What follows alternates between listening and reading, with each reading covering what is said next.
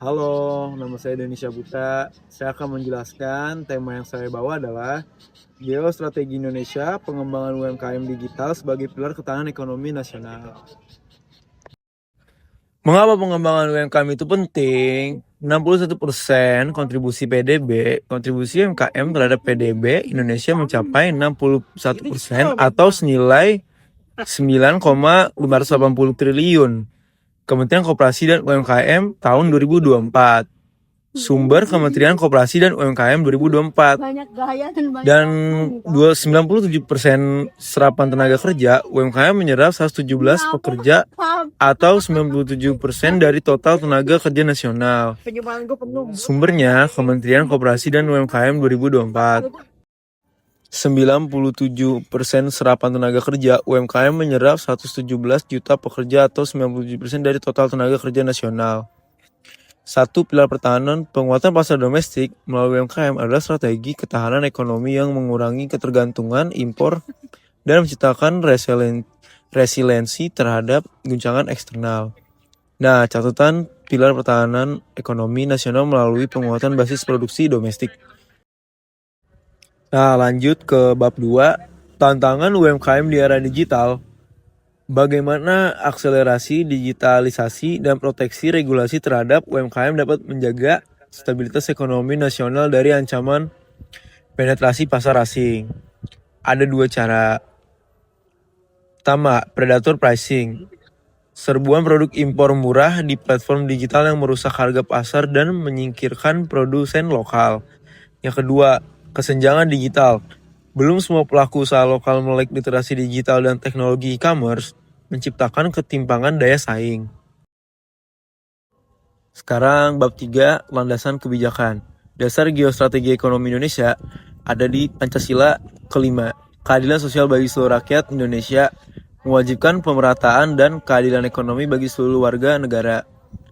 Ada juga Undang-Undang Dasar 1945 Pasal 33 Ayat 4. Amanat demokrasi ekonomi dengan prinsip kebersamaan, efisiensi berkeadilan, dan kemandirian nasional. Ada juga Undang-Undang Nomor 20 Tahun 2008, Undang-Undang tentang usaha mikro, kecil, dan menengah, kerangka hukum utama untuk pembinaan dan pengembangan UMKM. Ada juga Permendang Nomor 31 Tahun 2023, aturan tegas untuk menata sosial commerce dengan melarang penggabungan media sosial dan transaksi e-commerce dalam satu platform, melindungi produsen lokal dan praktik perdagangan tidak sehat seperti predatory pricing. Kementerian Perdagangan 26 September 2023. Ia lanjut lagi ke bab 4, studi kasus fenomena regulasi e-commerce 2023. 1. Kondisi Rio, pasar Tanah Abang, pusat grosir tekstil terbesar se-Asia Tenggara, mengalami penurunan pengunjung hingga 5.000 orang dalam 4 tahun terakhir. Omset pedagang turun lebih dari 50% akibat persaingan dengan social commerce yang menerapkan predatory pricing. Berita dari BBC Indonesia 2023, Business.com 2023.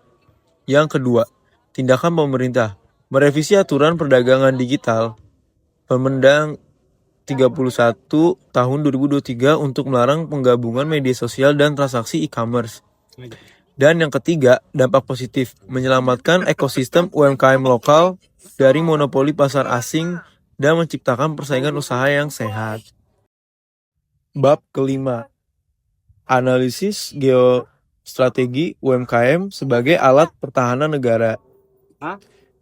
Ada yang posisi paling atasnya itu ada posisi tawar internasional, yang bagian tengah ada UMKM Go Digital atau Digitalization Strategy, yang paling bawah ada kedaulatan pasar market sovereignty.